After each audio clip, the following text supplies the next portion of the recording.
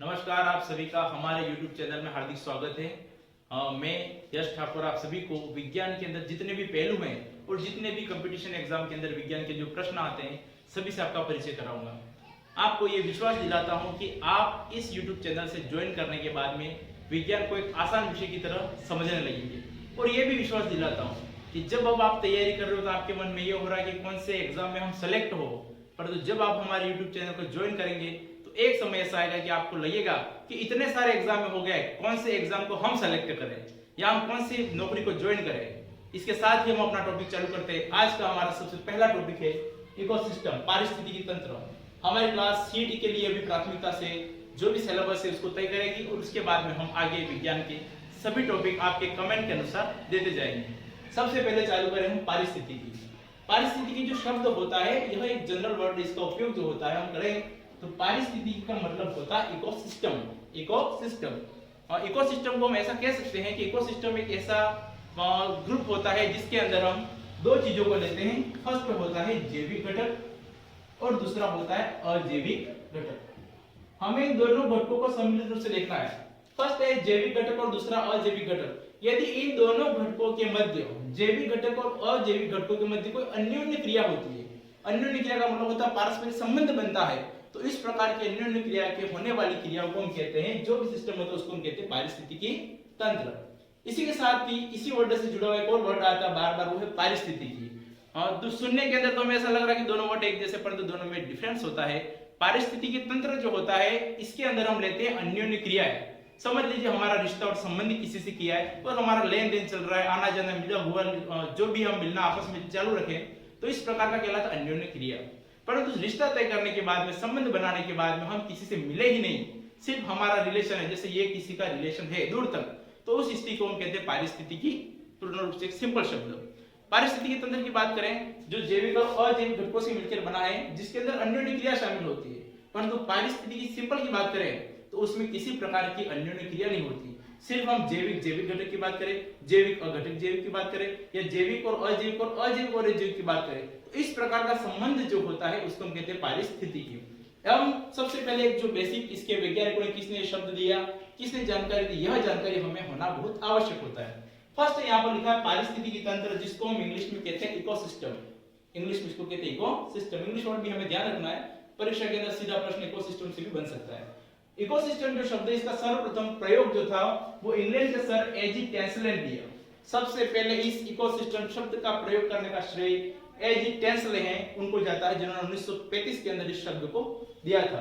उसी के साथ इकोलॉजी की बात करें, पारिस्थितिकी, तो इकोलॉजी जो है मूल शब्द जो है वो जर्मन शब्द होता है और यह जो होता है वो भी यूनानी शब्द की भांति बना हुआ होता है। इकोलॉजी जो शब्द होता है इसको हम संधि विच्छेद करें या दो शब्दों में तोड़े तो यह दो शब्दों से मिलकर बना होता है। फर्स्ट है ओइकोस और दूसरा है लोगोस। ओइकोस का तात्पर्य होता है ग्रह या वासस्थल और लोगोस का तात्पर्य होता है अध्ययन। हम यदि किसी स्थान पर रह रहे हो, सिद्धांत के संबंध में हमारे अंदर अध्ययन करें और जैविक और अजैविक घटकों के साथ में स्टडी की जाए, तो उस प्रकार का जो स्टडी होती है उसको हम कहते हैं इकोलॉजी। ठीक है। उसके पश्चात बात करें इकोलॉजी शब्द जो होता है सर्वप्रथम देने का श्रेय जो होता है वह जाता है अर्नेस्ट हैकल को, जो एक जर्मन वैज्ञानिक थे।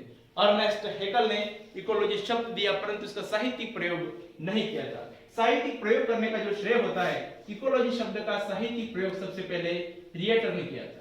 रिएटर ऐसे वैज्ञानिक थे जिन्होंने इस इकोलॉजी शब्द का साहित्यिक प्रयोग किया था। आगे हम देखें तो हमारे भारतीय पारिस्थितिकी, भारत देश की चर्चा करें तो भारत के लिए पारिस्थितिकी का जन्म जो है वो प्रोफेसर रामदेव मिश्रा को कहा जाता है। प्रोफेसर रामदेव मिश्रा ऐसे वैज्ञानिक हैं जिन्होंने इस इकोलॉजी को भारतीयों के लिए बताया। नेक्स्ट हम चर्चा करें कि यह जो पारिस्थितिकी होता है, पारिस्थितिकी तंत्र की बात करें, उसके कुछ घटक होते हैं। हम चर्चा कर रहे हैं घटकों बारे में, तो पारिस्थितिकीय तंत्र के जो भी घटक होते हैं उसको दो घटकों में बांटा गया है, जैविक घटक और अजैविक घटक। जैविक घटक क्या होता है? जीवों का आपके शब्द से स्पष्ट हो रहा है कि जैविक घटक का तात्पर्य होता है ऐसा जिसमें जीव हो। सभी सजीवों को, चाहे पेड़ पौधे हो चाहे जीव जंतु हो, सभी को हम सम्मिलित करते हैं जैविक घटकों में। पर जिसमें जीव नहीं होता, जिसमें प्राण नहीं होते, उसको हम अजैविक घटकों को सम्मिलित करते हैं। एक बार YouTube चैनल को लाइक और सब्सक्राइब अवश्य करें। देखिए सबसे पहले जैविक घटक की बात करें तो जैविक घटक में हम लेते हैं एक तो स्वपोषी। स्वपोषी का मतलब ऐसे जीव जो प्रकाश संश्लेषण के द्वारा अपना भोजन स्वयं बना सकते हैं, जिसमें हम हरे पेड़ पौधों को शामिल करते हैं। तो मैंने लिख दिया स्वपोषी के अंदर हरे पादप, हरे पादप। इसके साथ ही हम बात करें स्वपोषी के बाद में नेक्स्ट हमारा पॉइंट आता है इसी जैविक घटक में, वो है परपोषी। परपोषी के अंदर चर्चा करें तो परपोषी के अंदर ऐसे जीव लिए जाते हैं जो अपना भोजन स्वयं नहीं बना पाते। आप कहोगे कि हमारी मम्मी तो खुद खाना बनाती है तो इसको इसमें शामिल नहीं किया जाएगा, क्योंकि मम्मी खाना कहां से बनाती है, जब हमारे पेड़ पौधे उसको उत्पादित करते हैं। तो यहां पर हम बात करें परपोषी के बारे में, तो परपोषी जीवों में हम शामिल करते हैं फर्स्ट इज शाकाहारी जीव। ऐसे जीव जो भोजन में आहार के रूप में साग सब्जियों का उपयोग करते हैं, जैसे गाय की बात कर लो, बकरी की बात कर लो, ये ऐसे जीव होते हैं जो भोजन के रूप में सिर्फ सब्जियों का या शाक सब्जियों का, हरे पादपों का उपयोग करते हैं। अब हम बात कर रहे हैं इन शाकाहारी जीवों को खाने वाले जीव, जिसको हम कहते हैं मांसाहारी जीव। अर्थात ऐसे जीव जो भोजन के रूप में शाक सब्जियों का उपयोग न करें, और यह हम बात करें कि भोजन के रूप में यह उपयोग करेंगे जिस चीज का, वह है शाकाहारी जीवों का। अर्थात बात करें शेर लीजिए आप, शेर जो होता है भोजन के रूप में हिरण का उपयोग करता है, हिरण उपयोग करता है घास और पादपों का, तो हिरण हो गया शाकाहारी और शेर हो गया मांसाहारी। अब हम चर्चा करें ऐसे जीव जो शाक भी खा जाए और मांस भी खा जाए, जैसे आप सबकी तरह हमारी तरह, वह आ जाएंगे सर्वाहारी। सर्वाहारी जीव ऐसे होते हैं जो भोजन के रूप में शाक सब्जियों को भी खाते हैं, भोजन के रूप में शाक को भी खाते हैं और साथ साथ में मांस का भी सेवन करते हैं। आपको एक दो उदाहरण इसके ध्यान होने चाहिए। वैसे एक तो हमने लिख दिया मनुष्य और दूसरा लिख दिया कुत्ता। कुत्ते को रोटी डालो तो भी खा जाए और बिल्ली को भी खा जाता है। तो यहाँ पर हम बात करें ये जो जीव हो गया वो सर्वाहारी हो गया। तो एक बार फिर से देख लीजिए आप, जैविक घटक में लिया स्वपोषी और परपोषी, ऐसे जो प्रकाश संश्लेषण की क्रिया के द्वारा स्वयं भोजन बना सकते हैं, हरे पादप उसको स्वपोषी कहेंगे, और जो भोजन नहीं बना सकते उनको परपोषी कहेंगे, जिसमें शाकाहारी, मांसाहारी, सर्वाहारी जीवों को सम्मिलित किया जाता है। अब हमारा दूसरा पहलू आएगा अजैविक घटक। अजैविक शब्द से स्पष्ट होता है अ प्लस जैविक, अर्थात ऐसे जिसमें जीव नहीं है। अजैविक घटक का तात्पर्य होता है ऐसे जीव जिसमें जीव होता नहीं है। इसके अंदर हम शामिल कर सकते हैं सूर्य का प्रकाश, पानी, मृदा और बहुत सारे ऐसे घटक होते हैं जिसके द्वारा हम बात करें। जैसे वायु को लीजिए आप, तो वायु भी हम भले हमें वायु से ऑक्सीजन प्राप्त होते हैं, परंतु वायु में खुद में कोई जीव प्राण नहीं होते, तो ऐसे घटकों को अजैविक घटक। तो हम बात कर रहे थे अभी जैविक घटकों के बारे में। तो ये जो लिंडमैन वैज्ञानिक थे, इन्होंने क्या किया कि सभी जैविक घटक थे, और ध्यान से एक बार सुनना आप सभी, और लिंडमैन के अनुसार सभी जीवों के परस्पर अंतर संबंधों का प्रमुख आधार भोजन। हम भोजन को जीवन का आधार मानते हैं। कोई शाक सब्जी खा रहा है, कोई मांस खा रहा है, कोई दोनों को खा रहा है, भोजन को आधार मानकर लिंडमैन ने इसे कहा अंतर संबंधों के आधार पर स्वपोषी उत्पादक। ऐसे जीव जो अपना भोजन स्वयं बनाते हैं, भी हमने चर्चा की, ऐसे जीव जो अपना भोजन स्वयं बनाते हैं जिसमें हरे पेड़ पौधों को शामिल किया जाता है, जो प्रकाश संश्लेषण की क्रिया के द्वारा स्वयं भोजन का निर्माण करते हैं। अब इन जीवों को, स्वपोषी को हम उत्पादक जीव भी कहते हैं, उत्पादक अर्थात बनाने वाले। तो हम बात करें कि स्वपोषी जो जीव होते हैं, उत्पादक जो जीव होते हैं, उसमें हमने शामिल किया हरे पादपों को, हरे पादपों को। नेक्स्ट पॉइंट आता है परपोषी। परपोषी को हमने दूसरे वर्ड इसके लिए यूज करते हैं उपभोक्ता या विषमपोषी। अब उपभोक्ता का मतलब होता है उपभोग करने वाला। पेड़ पौधा भोजन बनाता है पर उपभोग करने वाले शाकाहारी और मांसाहारी जीव जो होते हैं, मांस के रूप में शाकाहारी जीवों का उपयोग करते हैं, अर्थात भोजन बनाने वाले पेड़ पौधे, उपयोग करने वाला शाकाहारी जीव। तो हम चर्चा करें इसके बारे में। तो परपोषी उपभोक्ता जीव जो होते हैं उसको हम दो भागों में बांटते हैं। फर्स्ट है बृहत उपभोक्ता और दूसरा है लघु उपभोक्ता। आप इस शब्द को समझ लीजिए। बृहत का तात्पर्य होता है बड़ा, विशाल। ऐसे जीव जिनका आकार बृहत होता है, बड़ा होता है, जिसको हम अपनी खुली आंखों से, नग्न आंखों से देख सकते हैं, चाहे गाय की बात करें, बकरी की बात करें या हिरण की बात करें, मनुष्य की बात करें, जिसको हम खुली आंखों से देख सकते हैं, कीड़े मकोड़े सभी को जो हम देख सकते हैं, उसको बृहत उपभोक्ता कहा जाता है। पर ऐसे जीव जिनका आकार देखने के लिए हमें माइक्रोस्कोप, सूक्ष्मदर्शी की आवश्यकता पड़ती है, उसको हम कहते हैं लघु जीव या सूक्ष्म जीव। अब हम बात करें बृहत उपभोक्ता के बारे में। तो बृहत उपभोक्ता के अंदर अभी हमने कहा कि हमारे स्वपोषी उत्पादक हरे पेड़ पौधों ने भोजन बनाया, उस भोजन को खाने वाला फर्स्ट बार हम उपयोग करेंगे जो पेड़ पौधे भोजन बनाते हैं, हरी पत्तियां, फल फ्रूट, उसको खाने वाला जो जीव हो गया पहला, उसको हम कहते हैं प्राथमिक उपभोक्ता। तो प्रथम वर्ड आता है इसके अंदर प्राथमिक उपभोक्ता। आप प्राथमिक उपभोक्ता के बारे में चर्चा करें तो प्राथमिक उपभोक्ता के अंदर हम शाकाहारी जीवों को सम्मिलित करते हैं। प्राथमिक उपभोक्ता का तात्पर्य हो गया शाकाहारी जीव। अर्थात ऐसे जीव जो हरी सब्जियां या पेड़ पौधों का भोजन के रूप में उपयोग करते हैं उनको हम कहते हैं शाकाहारी जीव। इसमें हम गाय को और बकरी को शामिल करते हैं। तो मैंने लिख दिया इसमें गाय और बकरी। तो गाय और बकरी को हम ऐसे जीव कहते हैं जो भोजन के रूप में इसके लिए शाक सब्जियों का उपयोग करते हैं। शाक सब्जी खाने वाले जीव के कारण से इसको शाकाहारी जीव कहते हैं। सेकंड पॉइंट है हमारा द्वितीयक उपभोक्ता।